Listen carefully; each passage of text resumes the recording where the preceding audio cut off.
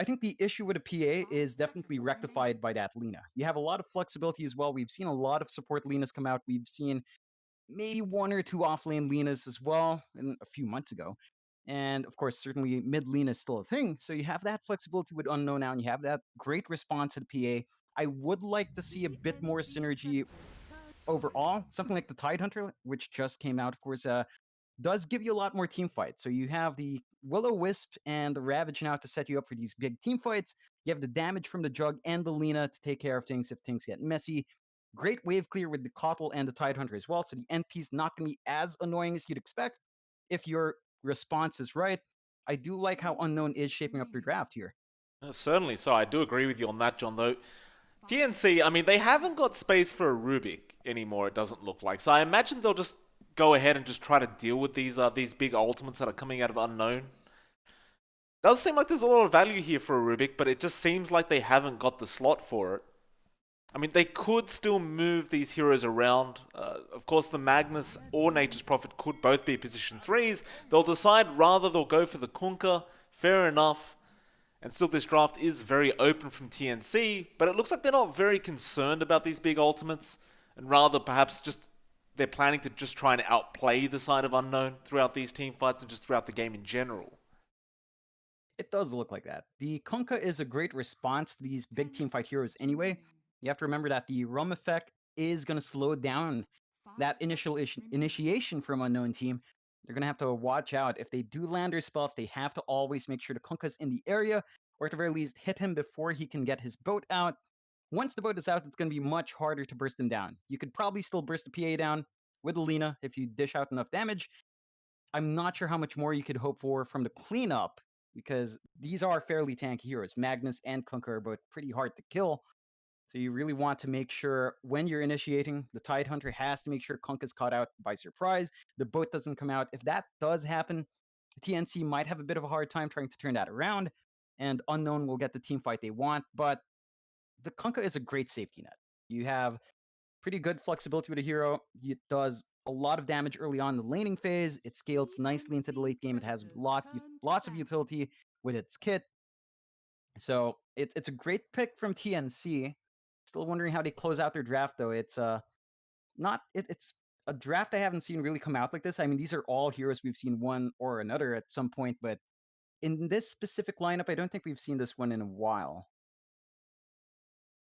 I mean, the thing is though, John, the main problem I have, and this is actually not with TNC, but rather Unknown, right? You've got this PA that's going to be able to speed up her farm so much thanks to that Empower. She's going to be able to rush Deso BKB pretty darn quick, I imagine.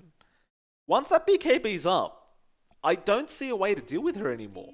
Like, it seems like she's just going to have free reign until that BKB wears out at least. And now there's a Venomancer in the game, John. I don't know what TNC's up to, but I'm excited to find out. I mean, it really ties into your draft quite well. It gives them a lot of deep damage over time. Gives them a lot of ways of really just forcing Unknown to rethink about these fights. It gives them great push. You've got the NP, you've got the Venomancer. Lanes are not going to be holding up if you apply that pressure early on. I like seeing this come out. In most cases, I really feel a bit underwhelmed by the Venomancer. In this case, I think it does fit their draft in, mainly because TNC's first four picks are so darn strong that for me, the Venomancer is almost a non-factor. It does sweeten this draft up, but it doesn't really drag it down in any way. Like, if the Venomancer doesn't hit its timings, you're not going to be any worse off for it. You have a really solid set of four heroes that can force these team fights out, force pressure on the map. The Venomancer is going to have a really early power spike, as we tend to see. It will taper off if the game goes too long, but I don't think that's going to be a major issue. Unknown, they close out their draft with Gyro. So I think they've done this before. They pick the Gyro last. They go with something Jug early on in the lineup to maybe cause some slight confusion on the enemy team. I have to say, this kind of closer from Unknown leaves me a bit concerned. Gyrocopter and Jog do require fair bits of farm among these two heroes, and even the Tidehunter himself does clear out camps by himself. You know, it requires a lot of EXP to be truly effective.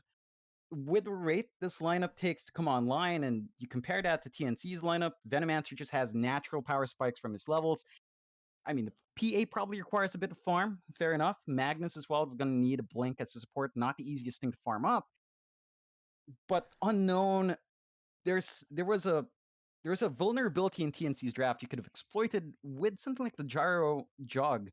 It does feel like they're slowing down their game a bit too much to maximize that. I mean, when I look at this draft, John, for Unknown, I feel like Prada's got his work really cut out for him on the Coddle. Especially with the stacking that's going to be necessary, right? I mean, the Coddle can stack 3 camps at once on the dire side, so there's that. But it feels like he's going to have to get those jungle stacks up pretty darn quick for this Gyro and this Tidehunter and the Jug, for that matter. Like you've already pointed out, I do agree there's going to be probably a lot of issues with how you spread this gold around on the side of Unknown, where TNC's much more kind of just run at you and just try and fight when they can. And I suppose we'll see how it all pans out. I mean, if Unknown can find the farm, it certainly could go their way, but we'll have to wait, because TNC is one of those teams that it can be very, very scary to go up against, and I'm sure Unknown are well aware of this, as we will get into this game.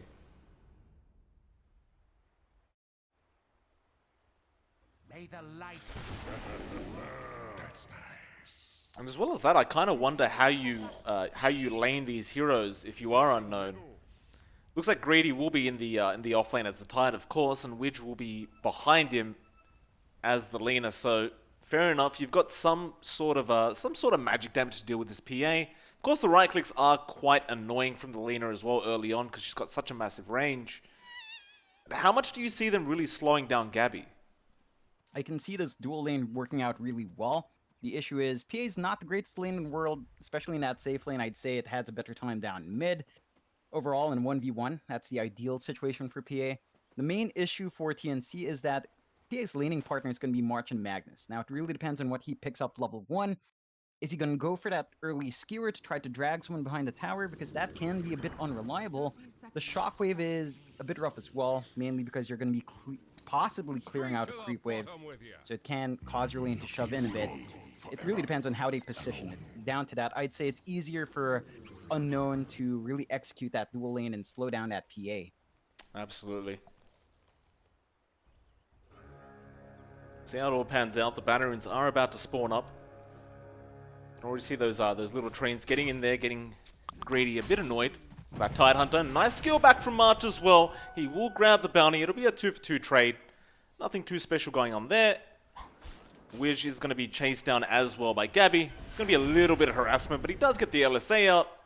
Well, they're not actually going to stop. The dagger flies out again. They're just going to continue going in. The trains do expire, though, and that'll be enough of that. Gabby now going to get punished as well. In fact, LSA connects. It's going to be a lot of damage on Gabby. He does have a salve ready to go, but he's going to be careful not to die here. Trains are still behind Widge, though, and Tims is still chasing Gabby. He'll salve up straight away and jukes him around. Now Widge, he's going to be in trouble. He'll salve up as well. They won't cancel it off quite yet. The Lena's still alive, and dagger's flying out. Widge, he's so darn low on this Lena. He's been surrounded. Gabby's found him. It looks like he should die, but no. He'll fairy fire up. He's tangoed up, and it looks like Gabby does not want to waste any more time chasing, and he will get back to farming. Yeah, that's a pretty aggressive early on trade. In fact, they're still going. Yeah, they certainly are. Tims falls very, very low. Greedy will make sure he can't chase, and Widge, well, he's still being chased by Treants. We'll have a quick look at the other lanes while we have a chance, John, because I'm sure this bottom lane is not going to stop anytime soon. We do have a Tun up against Armel in the mid lane, so they did end up putting the Jug mid up against that Kunkka, but that certainly is not going to be a very easy lane for the Jug either. Yeah, it definitely isn't. You are seeing a Tun. He's forced to use his salve already, so that gives Armel a bit of an advantage here. Gonna have a harder time to sustain this lane until at least you get a level of healing ward on a Tun. Yeah. Of course, top lane, you'll see March and Prada just trading right clicks right now. Burner is there on the Gyro, KP on the Veno. And both are basically just trading farm right now. No real harassment coming out from either side on this off lane of TNC. Back down to that bot lane. Tim's going to cop an LSA. He'll be okay though. Looks like they've just kind of set to trading farm right now as well. They've had enough of fighting each other like crazy. Give each other a bit of a break, as they both really have hardly any regen left. suppose this kind of works for both parties, because both the Tide and the PA want farm. Though as I say that, Tims gets jumped on. He's falling very, very low, greedy. One more right click, and it looks like Widge will find it. Selena will find first blood and continues the harassment out onto Gabby. An Unknown so far making this offlane work. In fact, Gabby falling low. Gush will come out as well. He's still not going to be chased down. They won't go underneath that tier 1 tower quite yet, but they know he doesn't have a salve available. Tims, however, may have brought one out, and he does. It's just a really active lane from both sides. You are seeing the effects of minus armor at really great effect here. I mean, that once that Gush comes out with the LSA, really easy to apply the damage onto any hero that does get caught out, and it's really easy to punish. You have a lot of poke potential with Atlena, really long range. They are exploiting that to its fullest effect. Gabby is still finding some farm, but it's certainly not as easy as you'd want.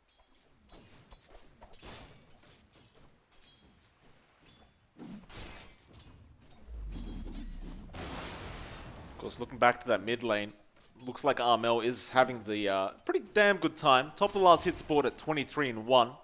Atun isn't too far behind though on the jug. He's 21 last hits right now, 2-9. So basically both sides just trading farm. Armel has no regen left on the Kunkka, but Atun, I mean, he has a bottle, but that's really all he's got going for him. We'll try to go for that top rune spot now, see if he finds a power rune, and he will not get lucky. It will be down at the bot lane, where Widge is already setting up to protect that double damage, but here comes March, or rather Tims, and Tims will cancel the teleportation off. And so the Lena now will have the double damage on her instead. Doesn't have the mana to really apply too much harass now though. 2 charges in that stick. Might give enough for 1 spell, but not much more, unfortunately. Looking over mid lane, the jug does fall very low, but he does have the healing water, but the illusion from Armel does end up finding it. Bit unfortunate he didn't get the full value out of that healing ward. Now Armel, realizing he has an opening, will start harassing Atun X into the torrent, but it will be spun off. Armel doesn't have level 6 quite yet, so he can't really afford to throw out the boat, but it looks like he's more than happy with this lane control. And I just don't see what the jug can do about this. He's got an empty bottle and he's got no healing water available. Yeah, there's really not much you can expect from this here at this point. It's just really hard. You don't really have the space to rotate in the supports as well. So you're just kind of stuck in an unfavorable lane. This could cause Atun to dip into that jungle early on, which he really has to if he wants to get that significant farm that this greedy lineup has to have. All 3 cores need a lot of gold to really get going. Yeah, they certainly do. I mean, Burner's trying his best to farm up the top lane. Currently 3rd in terms of last hits on the graph. He has definitely outfarmed KP on the Venomancer, but that's kind of to be expected. As KP will rotate into the jungle and just get a pull going, but we'll see Burner once again come in, clear that out as well, just take as much as he can away from the Veno. And he's going to need to get that farm up real quick, because again, you look at Armel on that Kunkka, and he's getting still everything he wants. He's got stacks going as well, and once he clears those stacks, it's going to be a hell of a lot of gold going out for him.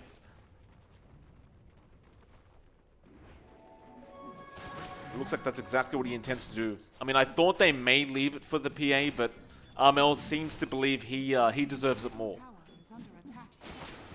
Yeah, I don't blame them. The Kunkka definitely has much more power early on if you give him the gold, so Armel will be making the space for the PA to find that farm. Besides that, you don't really have a level in... I mean, you just got a level in the power now from March, so you couldn't really clear it anyway. Yeah, meanwhile, March will just take over the mid lane.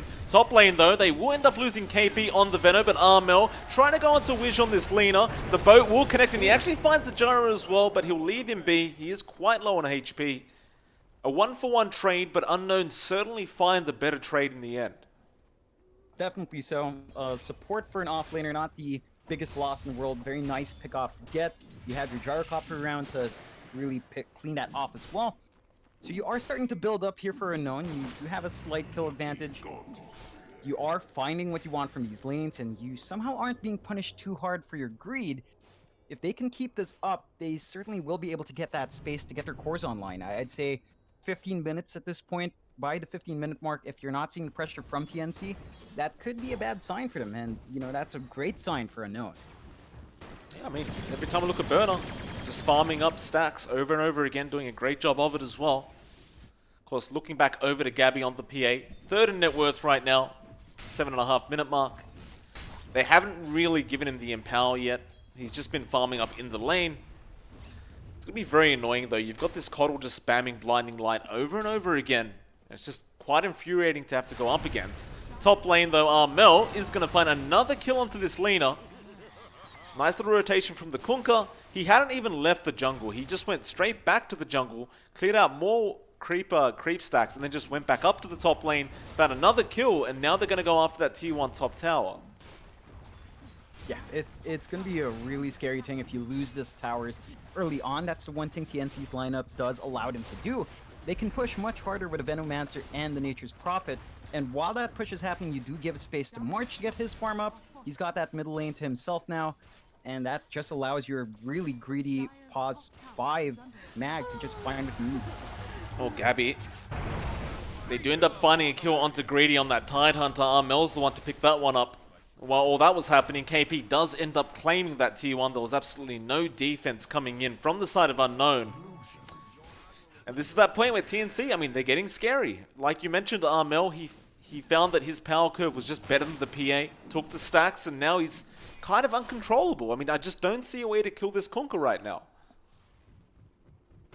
Yeah, there's no easy way to clear out that hero. It does require maybe something like Widge getting his level 6, but as a support Lina, you're not going to get there very fast. Still stuck at level 4, you're not going to have that burst potential to slow down the PA or that Kunkka, and that just means you can't really take these big fights just yet.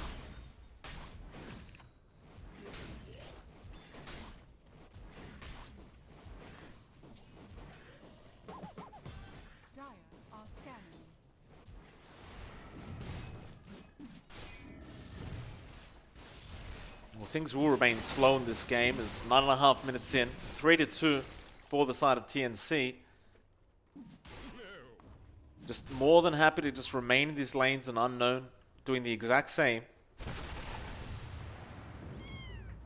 Looks like bot lane, they are going to try and apply some pressure towards that tier 1 tower, but you've got KP there, he's spamming the Veno wards. Even just with those wards early on, it's very, very hard to contest going after a tier 1. They would at least find both bot bounty runes for the side of Unknown, but TNC will do the exact same thing up at the top lane, so it will be an even trade. In fact, they may end up finding this Lina again, though which he will go ahead and TP straight away, and he does manage to get out just in the nick of time. Yeah, a bit scary there, still. You know, you don't lose that support at the very least. That greed does kind of pay off. Widge does hit his level 6. So you've got that Laguna Blade up now. That's a major power spike for Unknown. If they want to force a smoke out, they can certainly find one easy pickoff every single time that spell is up now. Certainly can. And Prada, he does have a smoke available, ready to go. I imagine they will use it right now with the Tun, and that's exactly what they do. Straight down to that bot lane, try to get rid of KP and find that tier 1 tower, as we are almost 11 minutes in and they still haven't found it for the side of Unknown. They're just got to find their way in. They've got to hit that stun from the Lina. Of course, you've got the Ravage set up as well, but you'd rather keep it ready to go. Tim's, though, going to jump straight onto Greedy. Now, remember, he does have the Ravage. He does have the mana as well, and he will commit it straight away. Now, when he comes in, Omni is available. There's the Will-O-Wisp as well. KP falling very low and does go down. And now the Laguna onto Tim's. Blinding Light knocks him back, and they find another. Great setup there from the side of Unknown. They do find 2 very important pickups, and that should lead to that tier 1. Yeah, that should allow them to put some pressure onto this tier 1. The issue is they've lost their mid tier 1 in that process, and that's a lot more control going away from Unknown, even if they get this bot tier 1. It's just so much more important, that mid, compared to that bot, and you do have heroes respawning now, you have the TPs up, it's not going to be easy. Yeah, I mean, March has got his RP available as well, don't forget, so you've always got to be a bit afraid of that. Of course, he only has level 1 skewer to set up with, but still a very scary spell to be up against. And Unknown, they understand this, they back off, back to farming for them. TNC will just go ahead and start pushing the bot tier 1 now. Mind you, Unknown did not find the tier 1 bot tower themselves. So TNC looking to take their third tier 1 of the game. It looks like they might find Widge as well, and Armel setting up with the X into the boat. Another nice pickup from this Kunkka. It'll be his 4th one of the game. And that's going to be the 3rd tier 1 tower going down for TNC. Yeah, this is... It's hard for Unknown to take these fights after they pop the Ravage. You know, even if you had every single other spell up, without that Ravage or the Will-O-Wisp, you really can't counterfight too well. Whereas TNC, their longest cooldown is probably that RP, and we haven't even seen it come out for March yet. Having a look at Gabby on that PA, John, just going straight for Burner on that gyrocopter. Burner will manage to walk away. He just threw out the homing missile, and Gabby didn't want to deal with that. Gabby, though, does have the Desolator up now, and is going straight into that BKB next. With this Empower and Deso up, they can definitely go for more teamfights if they wish. But Gabby could also just play this safe, just get the BKB first, and then ensure you basically win every teamfight. And it looks like that is exactly the plan for him. Yeah, I don't blame Gabby for this at all. I don't blame TNC for this. Their weakest moment is while that PA doesn't have any sort of magic immunity. Once that's up, you take care of the Lena's burst damage. You don't really have the physical to burn down the PA at this point. I mean, you're not going to have an MKB up on the gyrocopter or the jug anytime soon. So it's just best to wait it out here. TNC can take their time, take as long as possible. They are still finding that map control as well. And Unknown, they have to try to play this farm game, but their map is slowly shrinking. Also interesting to note, John, I'm just having a quick look at the gyrocopter build. Burner, he's going straight into an Aghanim Scepter rush, and there it is. And after that, it looks like he wants the Maelstrom, which is fair enough, but feels like it's been a while since we've seen a gyrocopter rush Aghanim Scepter. It certainly does feel like it's been a while. They do use their smoke to Gabby. Ooh, the Will-O-Wisp being dropped, but he just blinks out of there. There is about a second delay between that first Will-O-Wisp tick, and he just walked out. I mean, he literally just pressed the blink button. Yeah, that's really unfortunate. They expended the smoke, they expended one big spell. At the very least, they still have a Ravage, so they can make use of that if they want. While that Will-O-Wisp is down, they still have one bit of control. Look at Armel though on the Kunkka. Gonna run straight into Prada, and that is over half his HP gone. And Armel throws the boat in, the X there as well, and that's it. He's gone. And it's just gonna be terrible for the Lena and the Coddle, John. They just lose over half their HP in one strike. Yeah, it's not gonna be fun. This build from Armel, going for that Shadow Blade. You know, it's not the most common nowadays. There is a lot of utility for it here that is gonna force Unknown to spend a lot more on sentries, and they really have. If you take a look at that map, they've got a lot of sentries down along with some pretty defensive wards. Just unfortunate that it didn't catch Armel out, cost you a support. Your supports will be pretty drained now with how the Kunkka will be playing. And Armel, he's just going to go for it again. And this time around, I mean, you'd imagine he'd hit a sentry ward. In fact, he'll just go ahead and clear out the creep wave and just back off again. Looks like Unknown are starting to try and take over their jungle once again. Getting those D wards out. TNC will understand that is Q to leave, at least for a bit. Or perhaps it's Q to go in, as March is setting up with Gabby, but looks like they will just grab the Arcane Rune and go back to farming. As he is only a BKB recipe away now from that full BKB being completed. So why even force the issue if you could just wait another minute or so? Definitely. I mean, Unknown are just being choked out as well. Like, you look at the map, John, all the lanes are being pushed in. They are getting no space whatsoever. They definitely are. And we were talking about that vision game earlier. I want you to take a look at March, Mike. He has 7 sentry wards. My goodness. Just to make sure this map is shut out. Well, John, just remind me to add March after this game. I need a good support like this. I mean, my supports don't know what wards are. Gabby being chased down. Be alright though, again blinking out. March still has the RP if necessary. You've also got that Poison Nova available on KP. He does have 19 1 charges if he does require the mana urgently. But again, we just see TNC just split pushing. They'll find a tier 2 tower thanks to Armel. Now you've got the BKB up and available on Gabby. And not to mention, he's level 15 already. There's an 8k net worth lead on TNC 17 minutes into this game. Yeah, that's really rough for Unknown. They've lost a lot of space. They still need to farm up on their cores. We haven't seen that big team fight come out yet from either side, but map control is slipping away here for Unknown. They need to make something happen. The Roche is going to be taken now. Are they aware of it? They should be. They should be able to contest this one. It's a tight spot. They've got the Tidehunter. They can make things happen here. Look at March though, X'd up, just going in, getting vision. The Roshan's so darn low. They've got to jump in now, but Greedy does not have a blink to initiate. They could try dropping the Will-O-Wisp, and it looks like Prada is going to attempt it. In fact, he'll go for the Illuminate, try to scout out. He does actually find the Roshan kill. So there's that, you get a bit of gold, but now Gabby jumps in with the BKB chance straight onto that gyro, and there's nothing Burner can do. He goes down. The rest of Unknown just want to get the hell out of there, but Gabby is not allowing it. Wiz tries to go for an LSA, but the BKB was still up. Gabby will find a double, still has the Aegis, still has full HP, and it looks like they'll go straight after that mid-tier 2 tower now. This is really the biggest issue for Unknown. They just cannot take these fights. If they do take these fights, they have to commit hard. You have to throw all the spells you can out. You have to really coordinate well. It's been a staggered response so far, and TNC has been splitting up this team quite nicely. They've been really forcing the control all over the map, forcing supports to go out to shovel lane in while fights breaking out.